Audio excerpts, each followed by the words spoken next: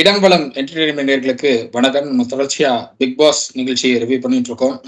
நேற்று நடந்த விஷயங்கள், இன்னைக்கு நடந்துட்டு இருக்கிற விஷயங்கள் ரெண்டையும் பத்தி பேசலாம் அப்படின்ட்டு இருக்கோம். இன்னைக்கும் நம்ம கூட அதை பத்தி பேசுறதுக்காக பிரியா குணால் அவர்கள் என்னோட இருக்காங்க. வணக்கம். வணக்கம் ஹரிஷ். ஸோ ஆஸ் யூஷுவல் வந்துட்டு கமெண்ட்ஸ் எல்லாம் வந்துட்டு இருக்கு. கொஞ்சம் பாசிட்டிவும் இருக்கு, நெகட்டிவும் இருக்கு. நெகட்டிவா இருக்கிறதுக்கு நாங்க ஒன்றும் பண்ண முடியாது. இது வேஸ்ட்ன்னு சொன்னாக்கா ஓகே ஃபைன், பார்க்காதீங்க, அவ்வளவுதான் சொல்ல முடியும். இல்ல பார்த்துட்டு கொஞ்சம் நீங்க யோசிச்சு அடுத்த வாரம் கூட அதுக்கான பதில் கிடைக்கும் உங்களுக்குன்ற மாதிரி யோசிச்சுக்கோங்க. So negative comments we are avoiding it. இது என்ன சொல்றது, ஒரு கமெண்ட்ஸ் பார்க்கணுன்றப்பவே இப்பெல்லாம் வந்துட்டு அந்த மேகலா ஐடியோட கமெண்ட்ஸும் கணபதி சாரோட கமெண்ட்ஸும் வந்துட்டு தேடுற மாதிரி இருக்கு. மேகலா நிறைய போட்டிருக்காங்க கமெண்ட்ஸ், ரொம்ப சந்தோஷமா இருக்கு. ஸோ மேகலா சொன்னது வந்துட்டு ராணுவுக்கு கண்ணை மூடிட்டு எல்லாரும் ஓட் போடுறாங்க, செகண்ட் பிளேஸ்ல வந்திருக்காரு அப்படின்ற மாதிரி சொல்றாங்க. யாரும் ஓட்டு போடல, அது பிஆர் அது அப்படின்றத சொல்ல விரும்புறோம் நாங்க. ஏன்னா இப்ப அவங்க அப்பா யாருன்றத நாங்க எக்ஸ்போஸ் பண்ணிருப்போம்.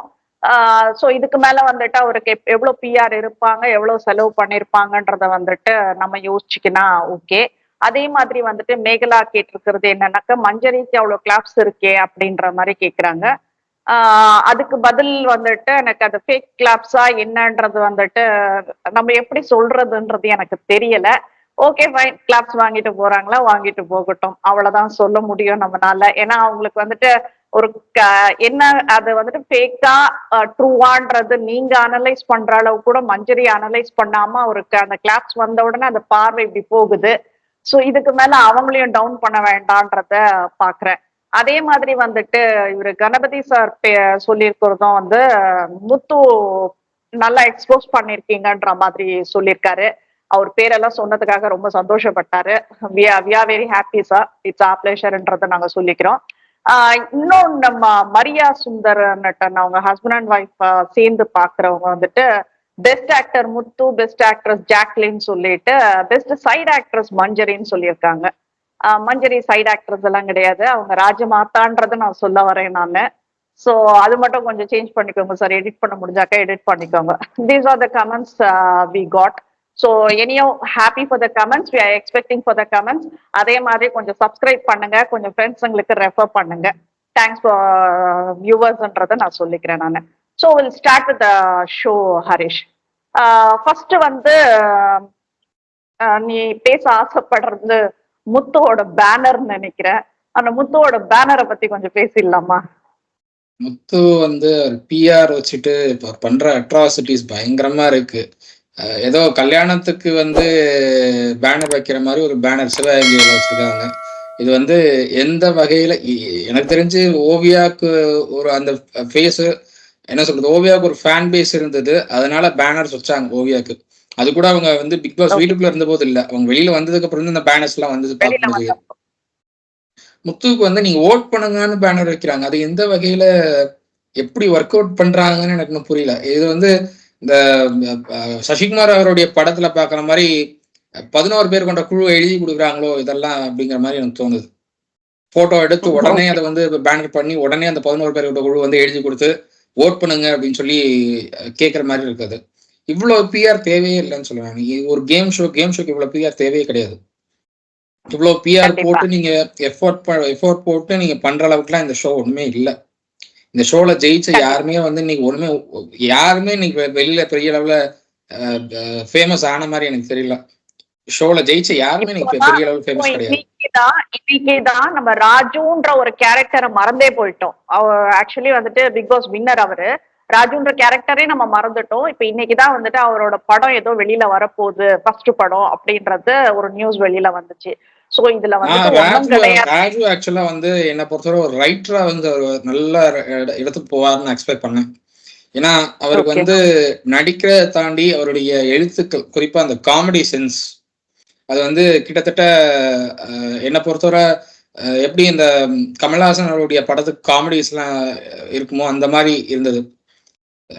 கிரேசி மோகன் சார் வந்து எப்படி அந்த வசனங்கள், காமெடி வசனங்கள்லாம் எழுதி கொடுப்பார் கமல் சார் படத்துக்கு, அது மாதிரி அவருடைய காமெடிஸ் அந்த காமெடிஸ் அப்படியே எடுத்துட்டு வந்த மாதிரி இருந்தது.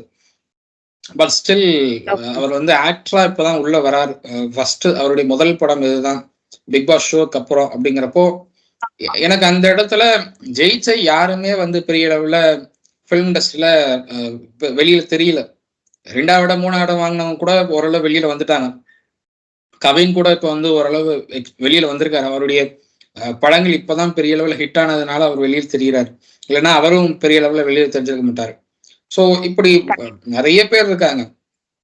ஓவியாவுக்கே நிறைய ஃபேன் பேஸ் இருக்கு. பட் ஓவியா வந்து அதுக்கப்புறம் பெரிய அளவுல படங்கள்ல நடிக்கல அவங்க. கம்ப்ளீட்டா கமலாசன் சொன்னப்பவே ஓவியா வெளியில போயிட்டாங்க திரும்ப வரணும்னுட்டு எல்லாம் ரிக்வெஸ்ட் பண்ணி கேக்குறப்போ கமலாசன் அவர்கள் சொன்னப்பவே வந்துட்டு அவங்களுக்கு இதை விட எதுக்காக இங்க வந்தாங்களோ அதை அச்சீவ் பண்ணிட்டாங்க. நல்ல ஆப்பர்ச்சுனிட்டிஸ் எல்லாம் அவங்களுக்கு கிடைச்சிருக்கு. So she don't to miss இட்ன்றத அவர் வந்துட்டு அவரே விருப்பப்படுற மாதிரி தான் சொன்னாரு. ஸோ வெளியில ஓவியா போனதுக்கு அப்புறம் அந்த அளவுக்கு இருந்தது ஓவியாக்கு மாசு. பட் அவங்களுக்கு ஆர்கனைஸ் பண்ண படங்கள் வந்து 90 ml அது மாதிரி குறிப்பிட்ட சில படங்கள் பண்ணாங்க.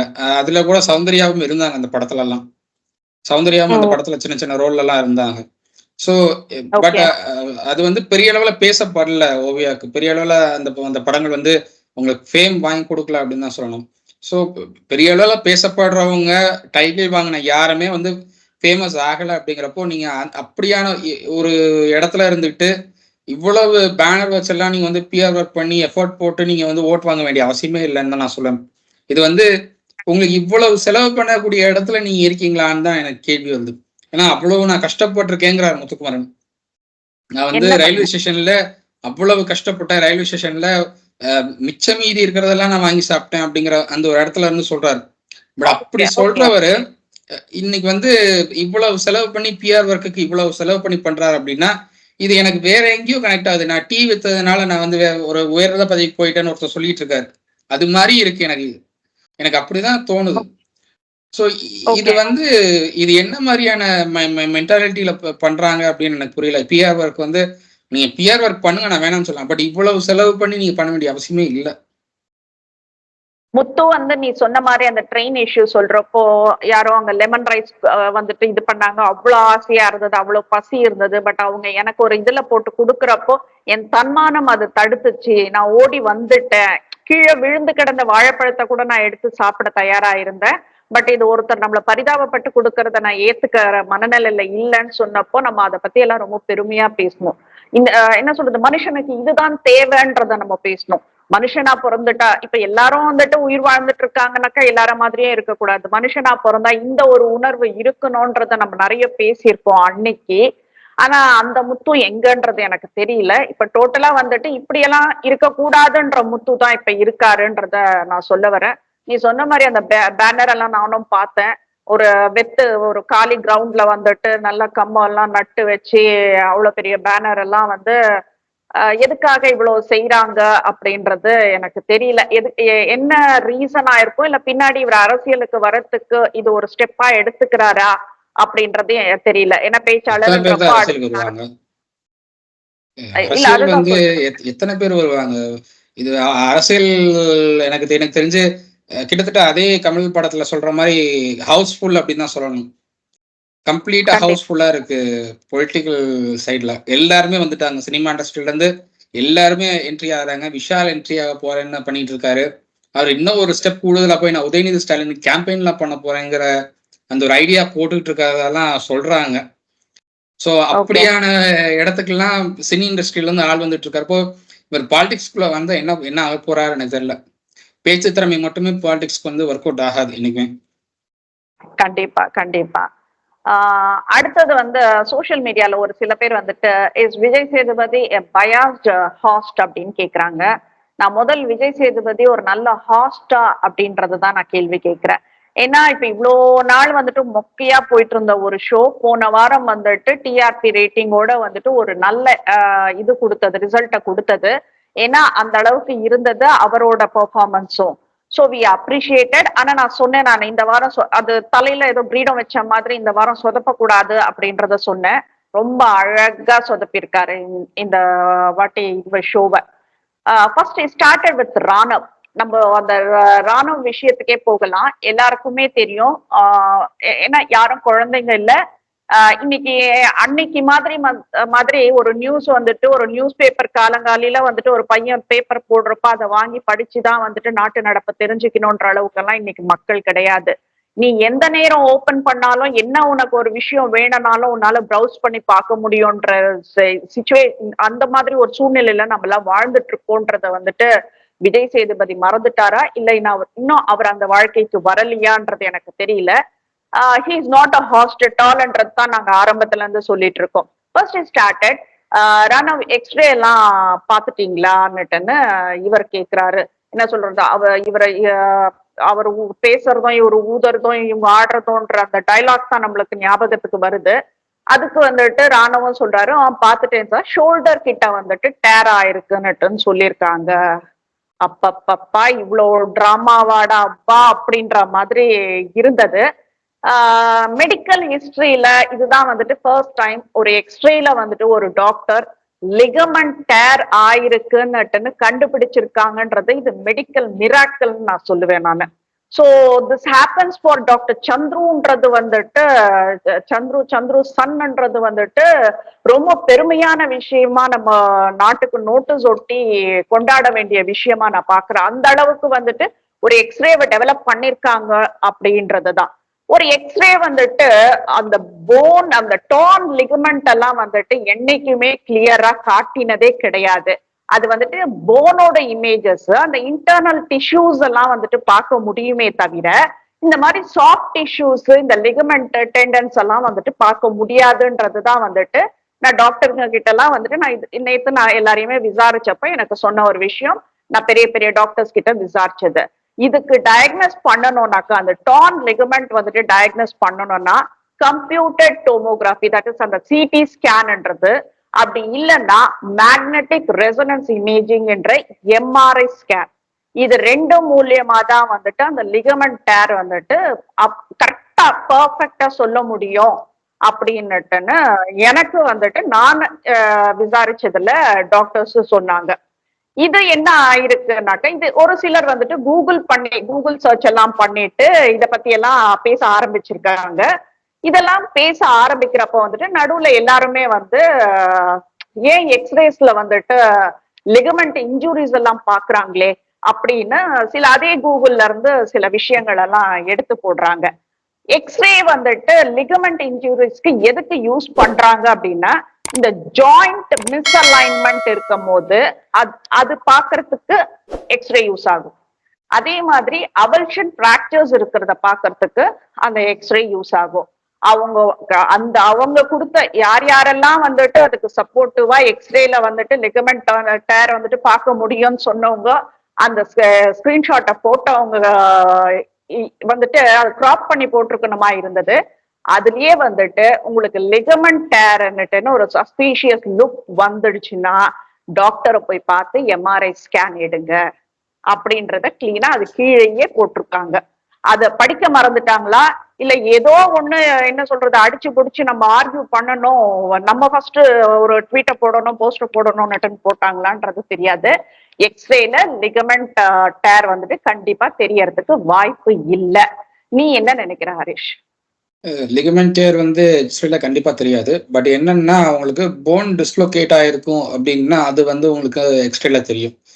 போன் டிஸ்லோகேட் ஆயிருக்கு அப்படிங்கறத வச்சுட்டு நீங்க அது வந்து லிகமெண்ட் டேர் அப்படின்னு சொல்லி நீங்க சொல்ல முடியாது. போன் டிஸ்லோகேட் ஆனா அதுக்கு வேரியஸ் ரீசன்ஸ் இருக்கு. அதுக்கான ரீசன்ஸ் நிறைய இருக்கு, அதுக்கான டயக்னோசிஸ் நிறைய இருக்கு. ஸோ அப்படிங்கிறப்ப அதை டயக்னோசிஸ் பண்ணணும் அப்படின்னா கூட உங்களுக்கு வந்து ஸ்கேன் தான் வந்து இருக்கிற ஒரே ஆப்ஷன். உங்களுக்கு வந்து எம்ஆர்ஐ ஸ்கேன் எடுக்க சொல்லுவாங்க. எம்ஆர்ஐ ஸ்கேன் எடுத்து எம்ஆர்ஐ ஸ்கேன்ல தான் உங்களுக்கு வந்து சாஃப்ட் டிஷ்யூஸ் எல்லாமே தெரியும்.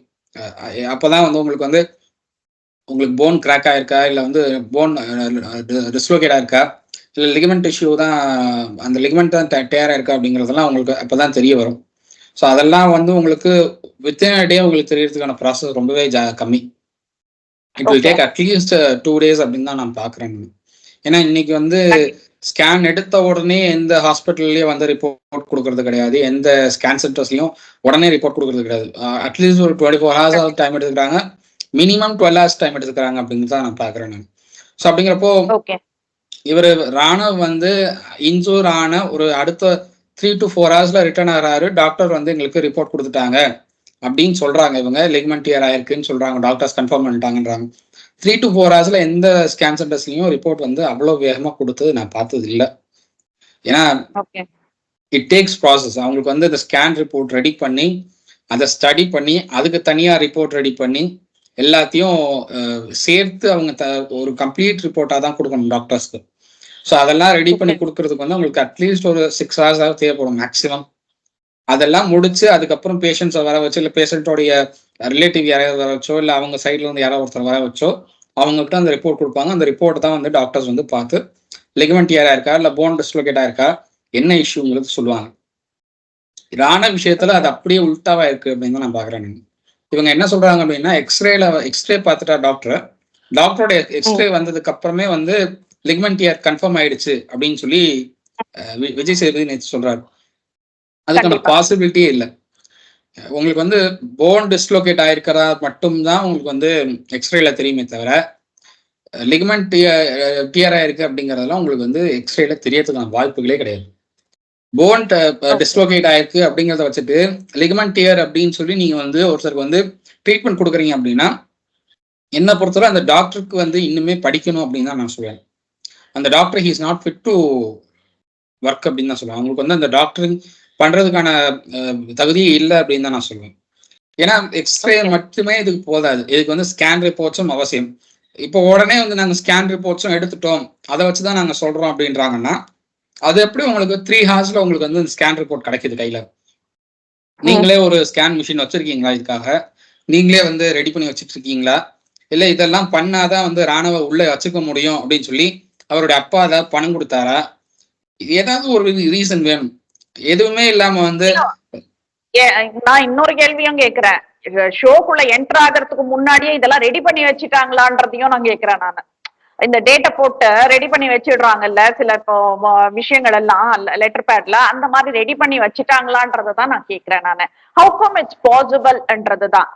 இதுல கன்வே பண்ண விதம் தான் இன்னும் இரிட்டேட் ஆகுது, கோவம் வருது ஹரிஷ் எனக்கு.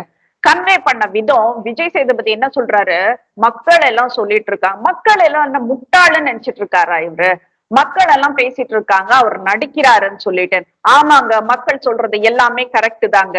ஏன்னா வந்துட்டு யாரும் அனலைஸ் பண்ணாம யாருமே பேசுறது கிடையாது, எல்லாம் ஓரளவுக்கு அனலைஸ் பண்ணிட்டு தான் பேசுறாங்க. அப்ப இவர் என்ன கேக்குறாரு, அப்ப இவ்வளவு பெரிய ஷோ நடத்துறோமே நாங்க அதை பார்க்க மாட்டோமான்னுட்டுன்னு. எக்ஸ்ரேல வந்துட்டு லிகமெண்ட் டேர்ன்றத நீங்க பாத்தீங்க அப்படின்னுட்டுன்னு விஜய் சேதுபதி சொன்னார்னாக்கா இதை விட அசிங்கம் விஜய் டிவிக்கு வேற எதுவும் கிடையாது. விஜய் டிவிக்கு வந்துட்டு இப்போ இது வந்துட்டு என்னன்றது அவரு நடிக்கிறாருன்றத வந்துட்டு வெளியில சொன்னாக்கா கொஞ்சம் ஈகோ கிளாஷஸ் ஏதாச்சும் இருந்தா அதனால இதை மாத்தி சொல்ல சொன்னாங்களான்றது எனக்கு தெரியாது. பட் விஜய் சேதுபதி லிகமெண்ட் டேர் வந்து ஒரு எக்ஸ்ரேல கண்டுபிடிச்ச, அது கூட சூப்பர் ஸ்டார் நம்ம தம்பி ராணம் வந்துட்டு ரொம்ப அழகா சொல்றாரு, சார் இந்த இடத்துல சார் இங்க இப்படி டேர் ஆயிருக்குன்னுட்டுன்னு நல்லா ஒரு 3 இன்ச்சுக்கு காட்டுறாரு. அவ்வளவு பெருசு டேர் ஆன பையன் வந்துட்டு லெஃப்ட் சைட்ல அவ்வளவு அழகா படுக்கிறாரு, ட்ரெஸ் எல்லாம்.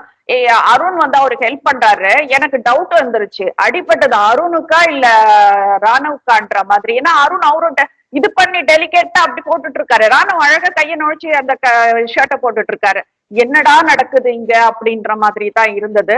விஜய் சேதுபதி ஹாஸ்ட தவறா பண்ணிட்டு இருக்கீங்க, உங்களுக்கு கொடுத்த ஸ்டேஜ வந்து தவறா பயன்படுத்திட்டு இருக்கீங்க. உங்களுக்கு வந்துட்டு நாலேஜ் இருக்கு இல்லைன்ற பத்தி நான் பேச வரல, உங்களுக்கு இருக்கிற நாலேஜ் வரைக்கும் நீங்க பேசிட்டாக்க பரவாயில்ல. எல்லாருக்கும் எல்லாமே தெரியாது, அது சொன்ன மாதிரி அந்த கட்டுறது கைமண் அளவுன்றதுதான் நான் சொல்றேன். நானு எங்களுக்கும் எல்லாமே தெரியாது. எங்களுக்கு தெரிஞ்ச அளவு வந்துட்டு நாங்க பேசுறோம், உங்களுக்கு தெரிஞ்ச அளவுக்கு நீங்க பேசுங்கன்றதுதான் நாங்க கேக்குறோம்.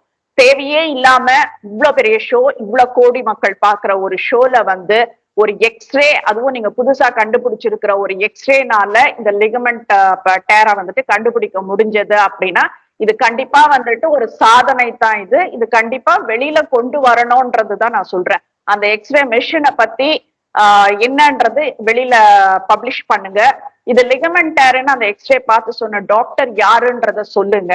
அவர்கிட்ட நாங்களும் ஒரு இன்டர்வியூ எடுக்க ஆசைப்படுறோம், இதெல்லாம் பாசிபிளா அப்படின்னு நம்ம இன்டர்வியூ எடுக்க வேண்டியது அந்த டாக்டர் மாதிரி எனக்கு தெரியல. நம்ம இன்டர்வியூ எடுக்க வேண்டியது பிக் பாஸ் டாக்டர் தான் எடுக்கணும்னு நினைக்கிறேன். ஏன்னா சாச்சனாவுக்கும் இதே மாதிரி லெக் இன்ஜுரி ஆனப்போ 1 வீக் ஆகும் அப்படின்னாங்க. பட் அடுத்த 2 டேஸ்ல அந்த பொண்ணு துள்ளி குறிச்சு ஓடினதெல்லாம் பார்த்தோம். ஸோ அப்படி மிராக்கிளா பண்ற ஒரு மிராக்கிள் நிகழ்த்துற ஒரு டாக்டர்ஸ் வந்து இருக்கிறதெல்லாம் அபூர்வமான விஷயம். அதை வந்து விஜய் டிவி அப்படி ஒரு டாக்டர் குரூ வச்சிருக்காங்க அப்படின்னா அந்த டாக்டர் குரூ கண்டிப்பா நம்ம வந்து எடுத்தே ஆகணும்னு தான் நான் சொல்லுவேன். கண்டிப்பா. மக்களை முட்டாள் ஆக்குறீங்கன்றத விட்டு மக்களை எமோஷனலா ஏமாத்திட்டு இருக்கீங்கன்ற அப்படியெல்லாம் ஏமாத்தி ஒரு டிஆர்பி ஏத்தணும்னு நினைச்சீங்கன்னா கண்டிப்பா உங்க மேல இருக்கிற கொஞ்ச நஞ்ச நம்பிக்கை கூட போயிடும். விஜய் டிவி மேல எங்களுக்கு ரொம்ப மரியாதை இருக்கு. ஏன்னா வந்துட்டு விஜய் டிவின்றது வந்துட்டு பெரிய பெரிய நடிகர்கள்லாம் வந்துட்டு அறிமுகம் செஞ்சு வச்ச மேடை அது. அது என்ன சொல்றது, அது ஒரு வரம் தான். அந்த விஜய் டிவிக்குள்ள போறதே வந்துட்டு ஒரு வரம்ன்றதை தான் நான் சொல்லுவேன் நானு. அப்படிப்பட்ட ஒரு விஜய் டிவி இந்த தப்ப செய்ய வேண்டான்னுட்டு நான் கெஞ்சி கேட்டுக்கிறேன். ஏன்னா கமலஹாசன் அவர்கள் ஷோ நடத்துற வரைக்கும் நாங்க நிறைய விஷயங்கள் கத்துக்கணும். நமக்கு தெரிஞ்ச விஷயங்கள் இன்னைக்கு பேசிட்டு இருக்கோம். பட் கமலஹாசன் ஷோ அப்போ நாங்க நிறைய விஷயங்கள் கத்துக்கணும். அவர் இப்போ நான் என்ன கேக்குறேன்னா, கமலஹாசன் ஷோ நடத்துறப்போ அவர் அந்த ஷோ வந்துட்டு கொஞ்சம் ஹாஸ் பண்ணாலும் மத்த கதைகள் எல்லாம் சொல்வாரு. நான் பாலச்சந்தர் கிட்ட இப்படி எல்லாம் இருந்தேன், மகேந்திரன் கிட்ட இப்படி எல்லாம் இருந்தேன்னு ஒவ்வொரு பழைய டைரக்டர்ஸுங்க எல்லாம் நம்ம கண்ணு முன்னாடி கொண்டு வந்து அந்த இன்சிடென்ட்டை நம்மள வந்துட்டு இமேஜினேஷன் பண்ண வச்சு அழகா இருக்கும். நான் இப்படி பண்ணுவேன், எங்க அம்மா இப்படி சொல்லுவாங்க, இவனுக்கு கடவுள் நம்பிக்கை இல்லையா விட்டுடுங்கன்னுட்டுன்னு சொல்லுவாங்க. இந்த மாதிரி எவ்வளவு விஷயங்கள் அவர் சொல்லியிருக்காரு. அதே மாதிரி ஒரு புக் பாட்டு அது நான் ரொம்ப விரும்பி பார்க்க மாட்டேன். பட் ஸ்டில் நிறைய பேர் வந்துட்டு அதை பாக்குறதுக்காகவே பிக் பாஸ் பார்த்துட்டு இருந்தாங்க. அது ஒரு 10 to 15 minutes ஒரு புக் ரெஃபரன்ஸ் சொல்லிட்டு நோட் பண்ணுவாரு. மத்தபடி வந்துட்டு இந்த மாரல் கதைங்கன்றதெல்லாம் வந்துட்டு நிறைய சொல்லுவாரு. இவரை மாதிரி வந்துட்டு ஒரு உதவாத ஒரு தவளை கதை தூக்கிட்டு வந்து சொல்லி இதுல ராணுவ என்கரேஜ் பண்ணி, நான் என்ன கேக்குறேன், ஒரு சாவு வீட்டுல போயிட்டு ஒருத்தன் சிரிச்சிட்டு இருந்தாக்க எப்படி இருக்கும்? இதுதான் வந்துட்டு ராணுவ அங்க பண்ணது. இதுக்கு நீங்க வந்துட்டு தவளை கதையெல்லாம் தேடி புடிச்சு கொண்டு வரணுமான்றதுதான் என்னோட கேள்வி. அங்க யாரும் வந்துட்டு விளையாடல, அந்த விளையாட்டு அந்த கேம யாரும் விளையாடல. முட்டி மோதி நீயா நானான்னுட்டு சண்டை போட்டுட்டு இருக்கிறாங்க. அந்த இடத்துல மஞ்சரி இன்னும் கையை தூக்கி போட்டாக்கா நல்லா அடி விழும், அன்ஷிதா வந்துட்டு இப்படி பண்ணா நல்லா இருக்கும்னுட்டுன்னு ஒருத்த கமெண்ட்ரி சொன்னா எந்திரிச்சு போய் அவனை அடிக்கணும் தான் தோணும். அவனுக்கு கை அடிபட்டனா கண்டிப்பா அடிச்சிருப்பாங்க யாராச்சும் அவனை. விஷால் பக்குவமா போய் சொல்லியாச்சு, அடங்கல. ஆனா இத வந்துட்டு ஏன் கேள்வி கேட்கறத விட்டுட்டு இந்த உதவாத தவளை கதையை எடுத்துட்டு வந்து அந்த இடத்துல சொல்லி, இப்ப நான் சொல்ற எக்ஸாம்பிள்ல வந்துட்டு விஜய் சேதுபதி யோசிச்சு பார்க்கட்டும். ஒரு யாரோ ஒருத்தர் இறந்திருக்காரு, அந்த வீட்டுல எல்லாரும் அழுதுட்டு இருக்காங்க, அந்த இடத்துல ஒருத்தன் போய் கை கட்டி சிரிச்சாக்க அந்த சிச்சுவேஷன் எப்படி இருக்கும்? நீ அந்த மாதிரி ஆளை நீ என்கரேஜ் பண்ணிட்டு இருக்க. விஜய் சேதுபதிக்கு என்ன ஆச்சுன்றது கேக்குறேன். சந்துருவை டைரக்டா மீட் பண்ணீங்களா? டாக்டர் சந்துருவை டைரக்டா, ராணவோட அப்பா டைரக்டர் சந்துருவை வந்து டாக்டர் சந்துருவை வந்துட்டு டைரக்டா மீட் பண்ணீங்களா?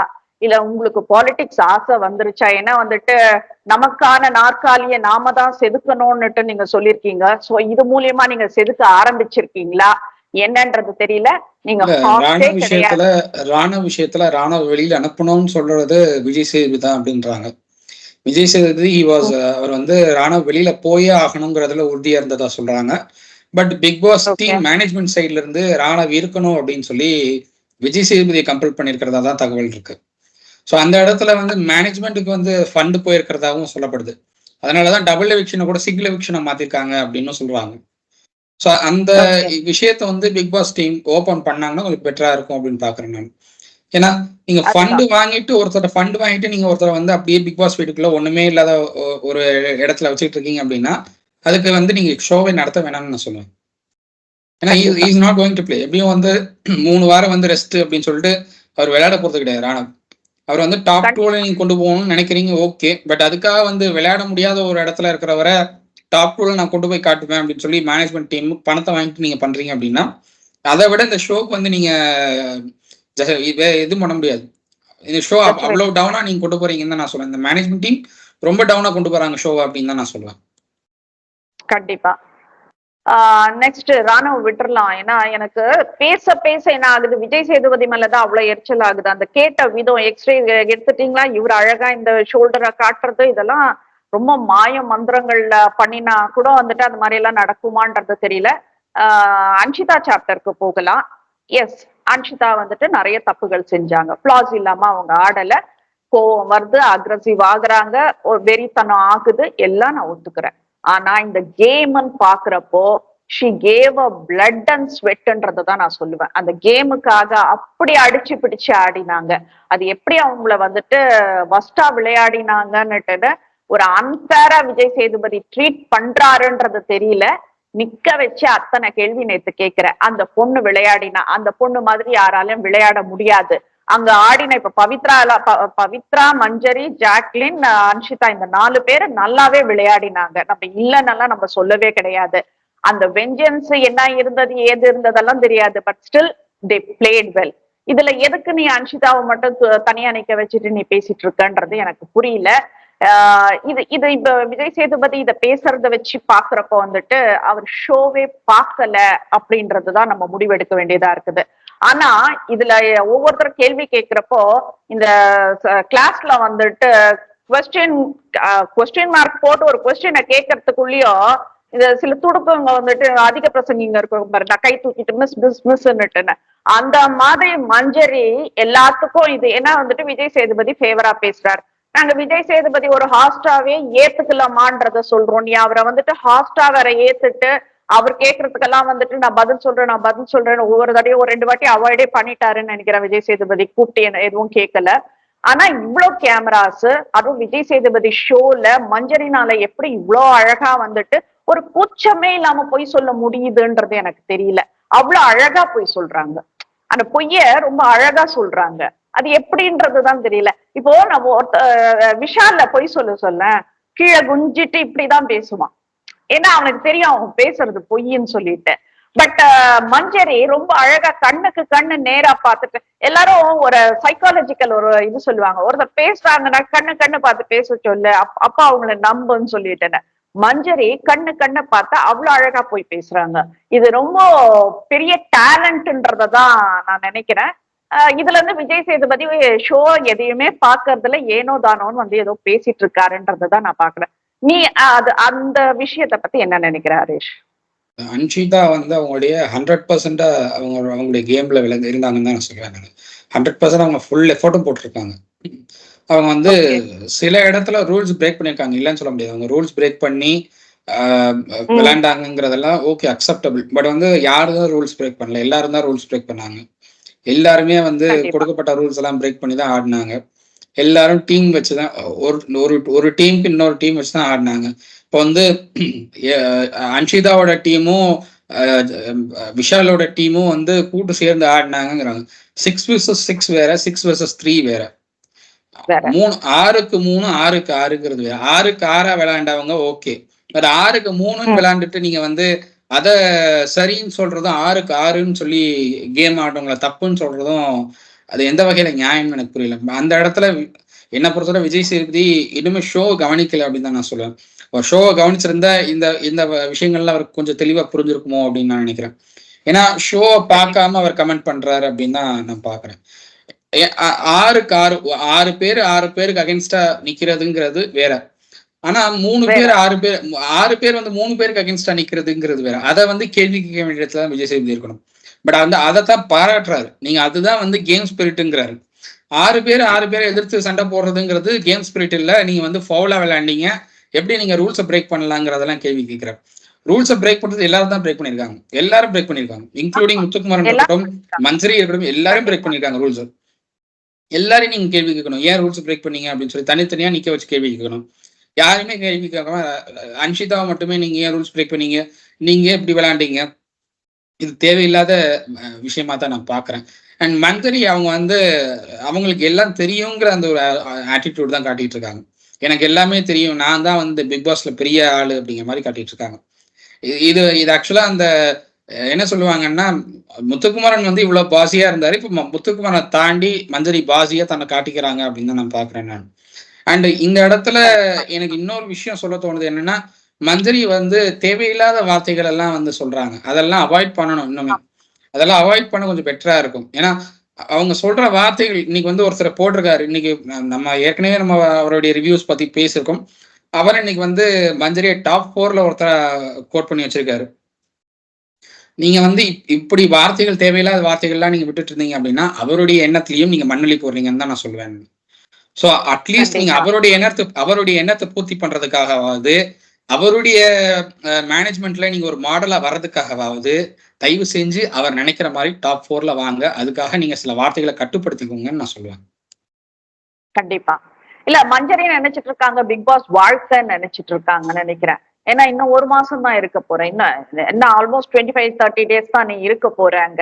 அதுக்கப்புறம் வெளி உலகம்னு ஒண்ணு இருக்கு. நீ அங்க என்ன காட்டுறியோ இப்போ இன்னைக்கு வந்துட்டு மஞ்சரி ஐடியில இருந்து நேத்து நம்ம சார் விஜய் சேதுபதி வந்துட்டு புகழ்ந்ததெல்லாம் வந்துட்டு போட்டு வச்சிருந்தாங்க. இந்த அப்ரிசியேஷன் போறோம் அது இதுன்னு எல்லாம் போட்டு வச்சிருந்தாங்க உங்க ஃபேமிலி மெம்பர்ஸ். அதுக்கு வந்து கீழே எல்லாம் பார்த்தாக்கா மஞ்சரியா அப்படி திட்டி வச்சிருக்காங்க அந்த கமெண்ட்ல. அந்த கமெண்ட் கண்டிப்பா இப்ப அவங்க ஃபேமிலி மெம்பர்ஸும் படிப்பாங்க இல்லையா. இப்ப இன்னும் வார்த்தைகள் எல்லாம் வேறையா இருந்துச்சு. பஜாரின்ற மாதிரி எல்லாம் சம்திங் அதெல்லாம் யூஸ் பண்ணிருந்தாங்க. So we don't want to go into all those things. அது நம்மளுக்கு தேவையில்லாத வார்த்தைகள் அது. நான் என்ன சொல்றேன், நானு வெளி உலகம்னு ஒண்ணு இருக்கு மஞ்சரிக்கு. இந்த 30 நாள் கழிச்சு வந்துட்டு நம்ம இந்த சமுதாயத்துல வாழணும். உன்னை வந்துட்டு சமுதாயம் வந்துட்டு இப்ப எப்படி போர்ட்ரே பண்ணிருக்குன்னா, நீ ரொம்ப பாசின்றத போர்ட்ரே பண்ணிருக்காங்க. நிறைய பொய் சொல்றேன்றத போர்ட்ரே பண்ணிருக்காங்க. சோ உன் மேல ட்ரஸ்ட் யாருக்கு வரும்ன்றது வந்துட்டு ஒரு கேள்விக்குறியா நிக்குது. சோ அவங்களுக்கு ட்ரஸ்ட் யார் மேல வரும்னா ஜாக்லினுக்கு மஞ்சரி மேல ஒரு ட்ரஸ்ட் வந்தது.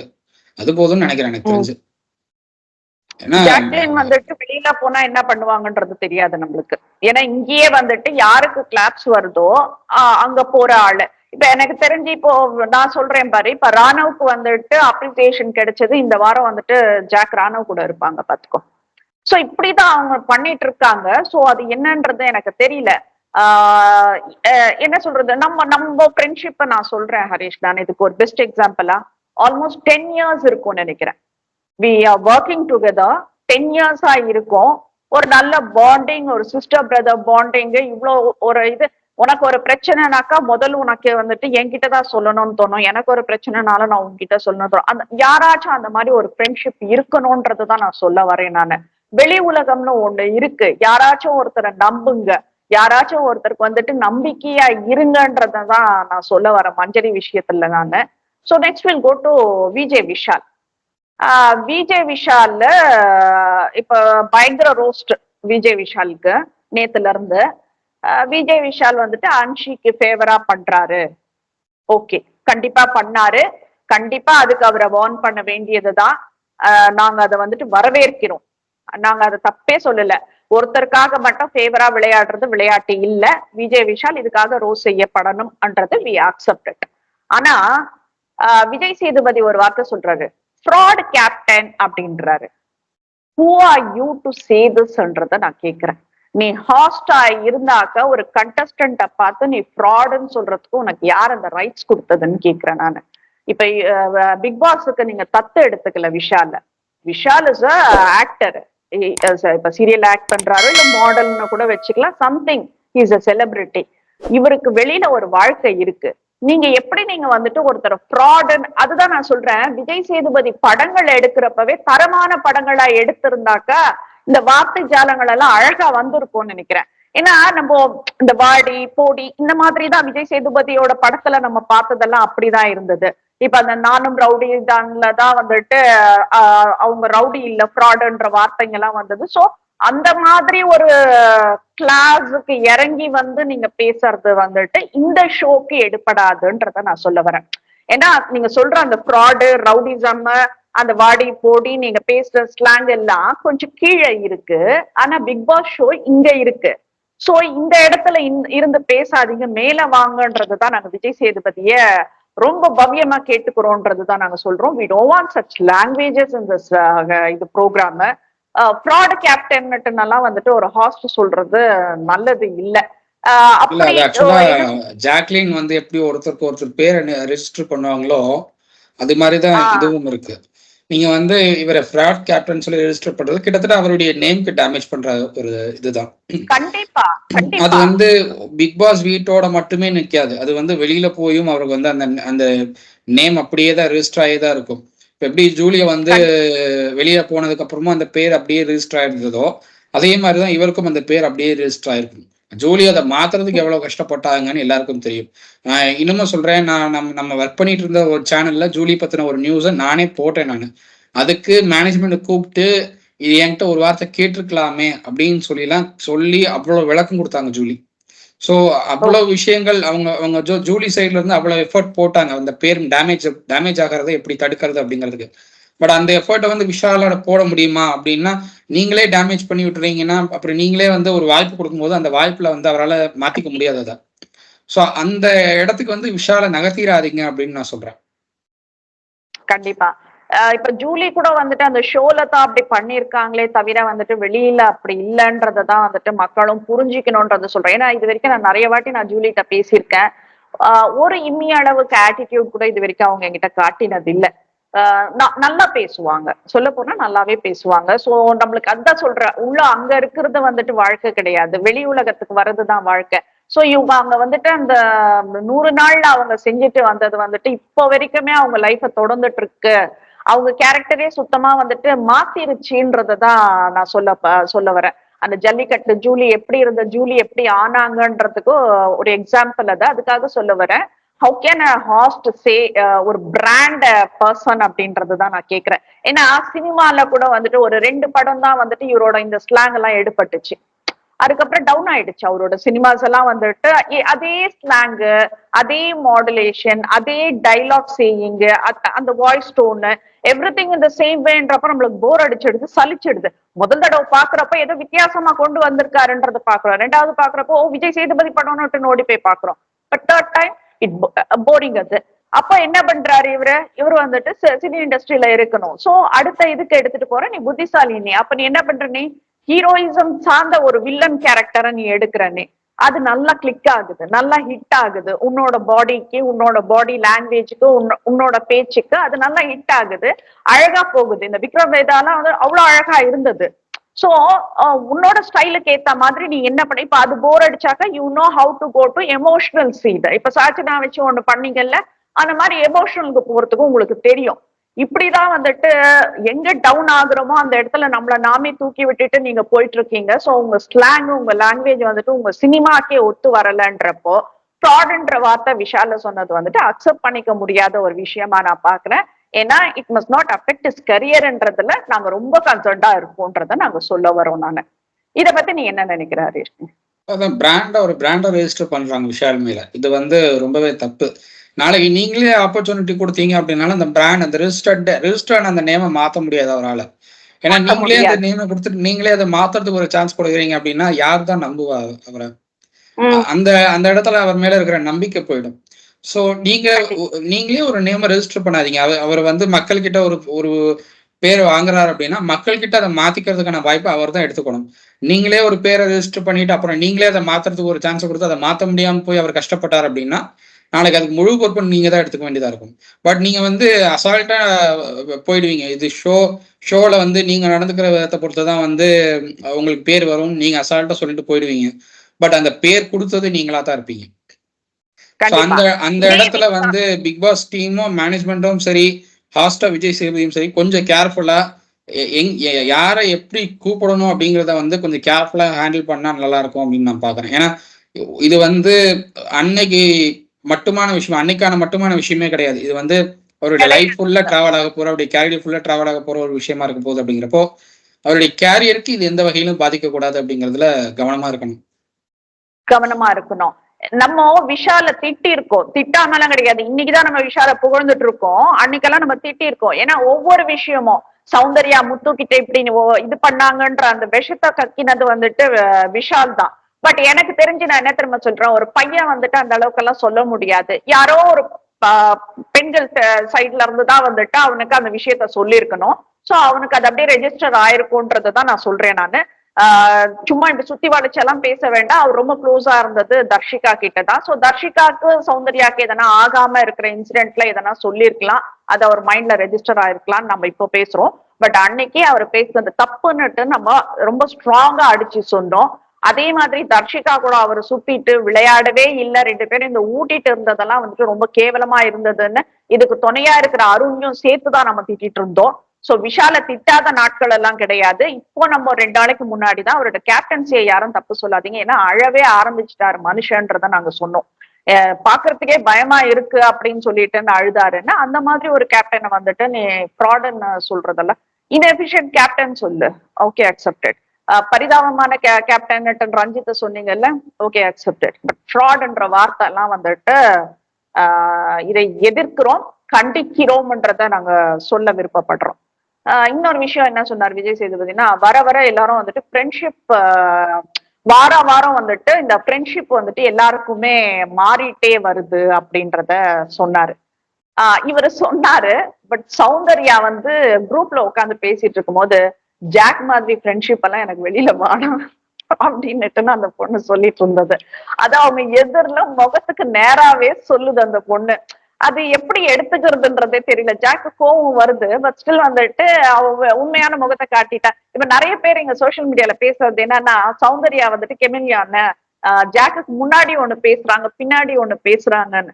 அது தெரியாத அந்த பொண்ணுக்குன்றதான் நாங்க ரெஜிஸ்டர் பண்ண விரும்புறோம். அது பின்னாடி என்ன பேசணும், முன்னாடி என்ன பேசணும்னே தெரியாம அது என்னமோ ஒண்ணு எல்லார்கிட்டயும் ஒரே மாதிரி பேசிட்டு இருக்குன்றதான் நாங்க சொல்ல வரோம் நாங்க. சோ அந்த ஒரு காமெடியா தான் நாங்க பார்த்தோம் அது சொன்னதை கூட. அது ரொம்ப நல்லாவே இருந்தது.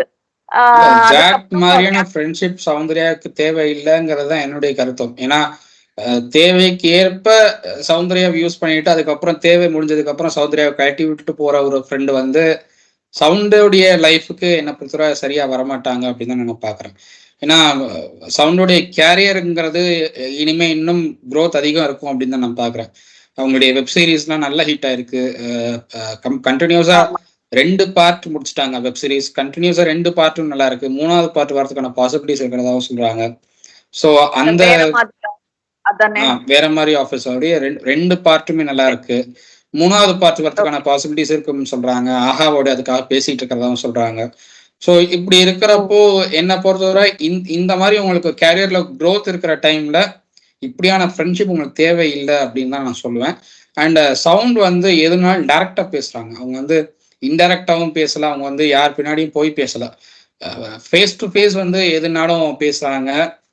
அப்படியே ஓப்பனா பேசுறாங்க. நீங்க வந்து இப்படிதான் நீங்க இருக்கீங்க, எனக்கு இது பிடிக்கல அப்படிங்கறத ரொம்ப ஓப்பனா சொல்லுங்க. அது என்னன்னா பொதுவாகவே நம்ம வந்து ஒருத்தர்கிட்ட நம்ம ஃபேஸ் டு ஃபேஸ் வந்து நீங்க உங்களுடைய கேரக்டர் மாத்திக்கோங்க, நீங்க இப்படி பண்றது பிடிக்கலன்னு சொன்னா கோவம் வரத்தான் செய்யும். ஒருத்தர் கோவம் வரும், நம்மளை பார்த்து நம்ம மேல ஒரு வெஞ்சன்ஸ் வரும், நம்ம வந்து ஏன் இப்படி பேசுறோங்கிற அந்த ஒரு வெறுப்புணர்வு ஏற்படத்தான் செய்யும். அது வந்து எல்லாருக்கும் ஏற்படும், அதுல தப்பே இல்லை. பட் வந்து சவுண்ட் மேல அது வர்றதுக்கான காரணம் என்ன அப்படின்னா, சவுண்ட் வந்து ஒரு விஷயத்த பேசுறாங்க, பட் அடுத்து ஒரு 10 நிமிஷத்துல அதை அப்படியே மறந்துட்டு அடுத்த டாபிக் போயிடுறாங்க. அதுதான் வந்து சவுண்ட் மேல எல்லாருக்கும் இருக்கிற பிரச்சனை. அதுதான், நீங்க ஒரு விஷயத்த பேசுறீங்க, பேசிட்டு அடுத்த ஒரு 10 நிமிஷத்துல அதை அப்படியே மறந்துட்டு அடுத்த டாபிக் மூவ் ஆயிடுறீங்க. அந்த டாபிக்கை முடியல, இவங்க பேசின டாபிக்கை முடியல, பட் அடுத்த டாபிக் நீங்க மூவ் ஆயிடுறீங்க அதை மறந்துட்டு. அதுக்கப்புறம் யாரோ ஒருத்தர் சொன்னதுக்கு அப்புறம் ஆமா இதை நம்ம பேசணும்ல அப்படிங்கிற ஒரு தாட் ப்ராசஸ்க்கு அப்பதான் நீங்க வரீங்க. அதுதான் வந்து எல்லாருக்கும் அந்த ஒரு கன்ஃபியூஷன் கொடுக்குது சவுண்ட் மேல. அவங்க நடிக்கிறாங்களா இல்ல வந்து அவங்க உண்மையாவே இப்படிதான் இருக்காங்களாங்கிற அந்த ஒரு கன்ஃபியூஷன் அதுதான் எல்லாருக்கும் ஏற்படுது. பட் அதுதான் அவங்களுடைய இயல்புன்னு நான் பாக்குறேன். இயல்பு அது வந்து அவங்க கேரக்டரே அதுதான். ராணவ் கூட சொன்னது அதுதான் நேத்து. அவங்க வந்துட்டு எதனா ஒண்ணு பேசிடுவாங்க, அதுக்கப்புறம் ஒரு கியூட்டா எதனா ஒண்ணு பண்ணிட்டு அதை மறக்கடிச்சிட்டு போயிடுவாங்க. அது ஸ்ட்ராட்டஜியா யூஸ் பண்றாங்கன்னு சொல்லிட்டு that was really fine to hear from Raanav. ஆனா இதே ராணவ் பத்தியும் நம்ம சொல்லி ஆகணும். இப்ப இந்த ஸ்ட்ராட்டஜின்னுட்டு நான் அவர் இப்படி பேசுறதுக்காக சொல்றேன். எல்லா இடத்துலயும் வந்துட்டு தன்னை தனியா காட்டிக்கணும்னுட்டுன்னு ராணவ் ரொம்ப எக்ஸ்பெக்ட் பண்ணிட்டு இருக்காரு. அதனாலதான் இத்தனை டிராமாஸும் நடந்துட்டு இருக்கு. எல்லாரும் உட்காந்து ஏதோ ஒரு விஷயத்த பேசிட்டு இருக்காங்க, சீரியஸா பேசிட்டு இருக்காங்க. ஆனா ராணவ் சம்பந்தமே இல்லாம 500 பேர் இதுக்கு பின்னாடி ஒர்க் பண்ணிட்டு இருக்காங்க. இப்ப நீ வந்துட்டு அது ஏன் பேசுறேன்னு யாரும் கேட்க முடியாது. அந்த 500 பேர் வந்துட்டு நமக்காக ஒர்க் பண்றாங்கன்றத வந்துட்டு நீ எப்படி இதை இந்த இடத்துல பேசுறேன்னு யாருமே கேட்க முடியாது. அது வந்துட்டு மத்தவங்களோட உழைப்பு, 500 பேரோட உழைப்பது. சோ என்ன அழகா பேசுறாரு பாருன்றதுதான். ஒரு சிறந்த அரசியல்வாதி தான் ராணவ நான் பாக்குறேன். நான் உண்மையிலேயே வந்துட்டு பாலிடிக்ஸ்ல வந்துட்டு நல்ல ஃபியூச்சர் இருக்கு ராணவுக்கு. இந்த மாதிரி வந்துட்டு அழகாலாம் கொண்டு போறதெல்லாம் பெரிய விஷயம். ஸோ சந்துருக்கு வாரிசு வந்துட்டு அரசியல் வாரிசு தான். அது ரொம்ப நல்ல விஷயம். கட்சி மாறி போயிட்டு இருக்காரு. ஒரு நாள் வந்து டிஎம்கேல இருக்காரு, ஒரு நாள் பிஜேபில இருக்காரு, அடுத்த நாள் ஏடிஎம்கேக்கு போறாரு, மறுபடியும் பிஜேபிக்கு தாவி, மறுபடியும் ஏடிஎம்கேக்கு தாவி, மறுபடியும் டிஎம்கேக்கு தாவி இருக்காரு. அவரே ஜம்பிங் ஷேப்ல இருக்கும்போது அவருடைய வாரிசு எப்படி பயணிக்கும் அப்படின்னு எனக்கு தெரியல. பட் இது பாலிடிக்ஸ்க்கு ஒர்க் அவுட் ஆகாது. ராணவோடைய ஸ்ட்ராட்டஜி பாலிடிக்ஸ்க்கு ஒர்க் அவுட் ஆகாது. ராணவ் வந்து சவுண்ட் எப்படி ஆன் த ஃப்ளோ, நம்ம வந்து என்ன வந்தாலும் ஒரு ஃப்ளோவா போயிடுவோம்னு நினைக்கிறாங்களோ, ராணவ் அதுக்கு அப்படியே டைரக்ட் ஆப்போசிட்ல இருக்காரு. நம்ம பேசுறது தான் வெளியில வரணும், நம்ம என்ன பண்றோமோ அது வெளியில தெரியணும் அப்படிங்கிற ஒரு கேமரா கான்சியஸ்னோட அவர் கேம் ஆடிட்டு இருக்காரு. அது வந்து கண்டினியூஸா ஒர்க் அவுட் ஆகாது. உங்களுக்கு சில இடங்கள்ல பேக் ஃபயர் ஆகும்.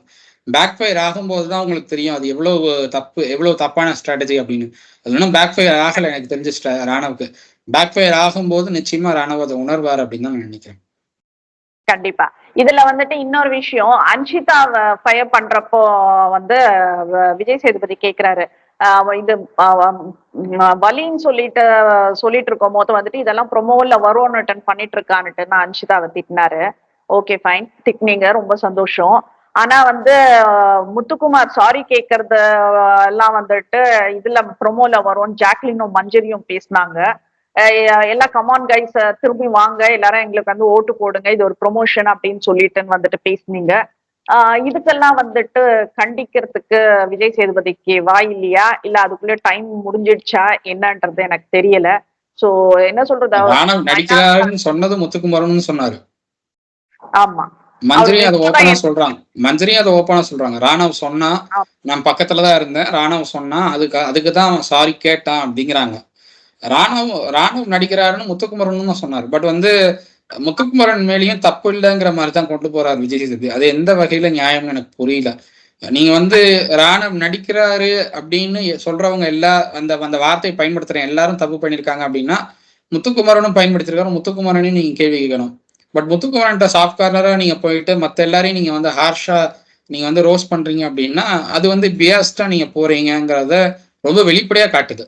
அந்த அந்த வெளிப்படையா நீங்க காட்டிக்க வேண்டிய அவசியம் இல்லை. நீங்க வந்து ஒருத்தருக்கு ஃபேவரா நீங்க போறீங்கிறது எல்லாருக்கும் தெரியும். அது யாருக்கு அப்படிங்கிறது எல்லாருக்குமே தெரிஞ்சிருச்சு. ஏன்னா நீங்க வந்து எப்போ ஒருத்தர் எவிக்ட் பண்ணாம கடைசி வரைக்கும் கொண்டு போய் அதுக்கப்புறம் உங்களுக்கு ப்ரெஷர் வந்ததுக்கு அப்புறம் நீங்க எவிக்ட் பண்ணீங்களோ அப்பவே எல்லாருக்கும் தெரிஞ்சு போச்சு நீங்க யாருக்கு ஃபேவரா பண்ணிட்டு இருக்கீங்க அப்படின்னு. அப்படிப்பட்ட சூழல்ல நீங்க இவ்வளவு வெளிப்படையா வந்து நான் பிஎஸ்டா தான் நான் வந்து ஹாஸ் பண்ணிட்டு இருக்கேன் அப்படிங்கிறது காட்ட வேண்டிய அவசியம் இல்லை. அது விஜய் சேதுபதி கொஞ்சம் மூடி மறைச்சு காட்டினா கொஞ்சம் பெட்டரா இருக்கும்னு நான் பாக்குறேன். தரம் தாழ்ந்த விமர்சனங்கள் தான் வந்துட்டு இருக்குது விஜய் சேதுபதிக்கு. எனக்கு தெரிஞ்சு நீங்க வந்துட்டு பயாஸ்டா அன்பயாஸ்டான்னு கேட்கறதுக்கெல்லாம் கூட தகுதியானவர் இல்லைன்றதை தான் நான் சொல்றேன். நான் you not fit to be a ஹாஸ்ட்ன்றதை நான் சொல்றேன். ஏதோ உங்களால முடிஞ்ச ஒரு காமெடி ஹீரோ அந்த இது மட்டும் நீங்க பண்ணிட்டு போனா பெட்டர்னு நினைக்கிறேன். This never suits you, this will not suit யூன்றத நான் சொல்றேன். இப்ப இவ்வளவு பெரிய பிரச்சனை ஆயிருக்கு, முத்துக்குமாரை வந்துட்டு என்ன சாஃப்டா ஹேண்டில் பண்றாரு தெரியுமா? இப்போ தப்பு பண்ணது நீங்க, ஆனா அனுபவிக்கிறது யாரு, மத்தவங்க. அவ்வளவுதான், முடிச்சிடுறாரு அவர் அதோட. இதனால வந்துட்டு யாருக்கு எத்தனை இவ்வளவு பேருக்கு வந்துட்டு பாதிப்பு இருந்தது, இல்ல முத்துக்குமார் பேசின பேச்சுக்கள், இல்ல அந்த ரூல்ஸ் வயலேட் பண்ணது, நாம வந்து ரெட் கார்டு கொடுத்தே ஆகணும்னுட்டு நான் நிக்கிறேன் நானு. இப்ப இதுல வந்துட்டு நீ அவ்வளவு சாஃப்டா ஹேண்டில் பண்ணிட்டு போற முத்துக்குமார, இது என்ன வகையில நியாயம்ன்றது எனக்கு தெரியல.